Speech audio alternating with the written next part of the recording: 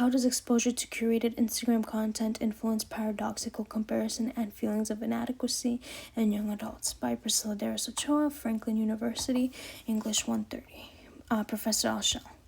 What is Instagram? How is it impacting young adults? Instagram is a social media application developed to have users connect with each other. The content they view is curated to fit their perceived interests. There are negative effects of Instagram in young adults, and studies have shown it can lead to negative changes in self-perception. The exposure to curated Instagram content increases paradoxical social comparison among young adults, leading to heightened negative emotions because they promote unrealistic beauty standards, unrealistic lifestyles for social approval. What is shown on Instagram? Instagram, like many other apps, has content that is edited for a specific audience and shared. Users show what they want others to see. This is known as their online personality. Certain hashtags that contain harmful meanings are widely used across Instagram. This can lead to feelings of disconnect between an audience using the platform within their own selves. There have been studies that show that constant exposure to curated content on Instagram can lead to negative changes in self-perception. So, this presentation, the purpose of it is really to just let people know, be more mindful about the content you consume because it can have negative effects. What keeps Instagram users engaged? Instagram thrives on videos that receive high viewer engagement, whether content is positive or negative. Influencers are what makes Instagram a great supposed to be a platform, but that's okay. There are endless numbers of media. They create the platform. Influencers help provide engagement. It is believed to be successful. You must have high likes, comments, reposts, and shares. Sultan AJ 2023 writes about how users are attached to their social media. They attach their self-esteem based on their social media.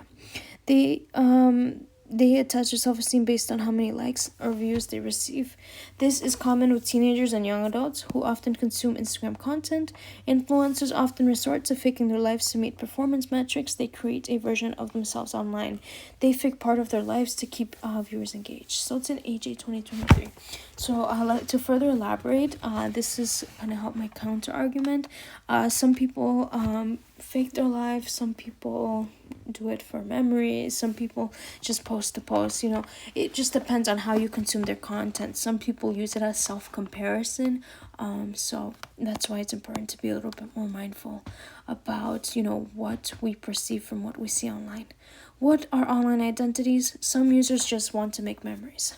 Marcella Hood, 2021, explains, evaluates people's online identities. We create whatever version of ourselves we want others online to see. Users can curate every single post they make to fit others' perspectives. They show the good parts. As a result, viewers do not see the whole story, which inaccurately depicts that influencer's life and directly affecting viewers' self-esteem. Some people share photos for their own memories. Viewers may interpret those posts in a bad way and compare themselves. This reinforces paradoxical comparison and contributes to feelings of inadequacy, although it is known online identities are carefully created.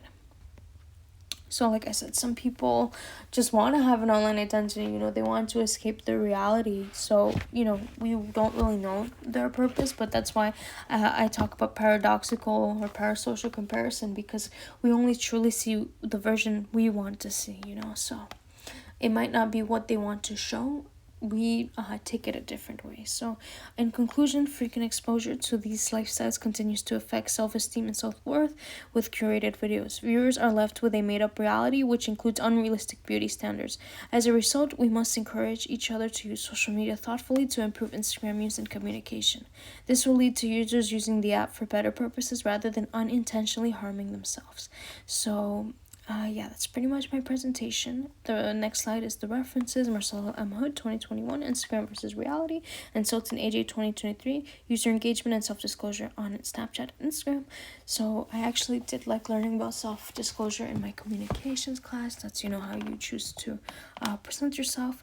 And I do like how Sultan AJ talks about the fear of missing out.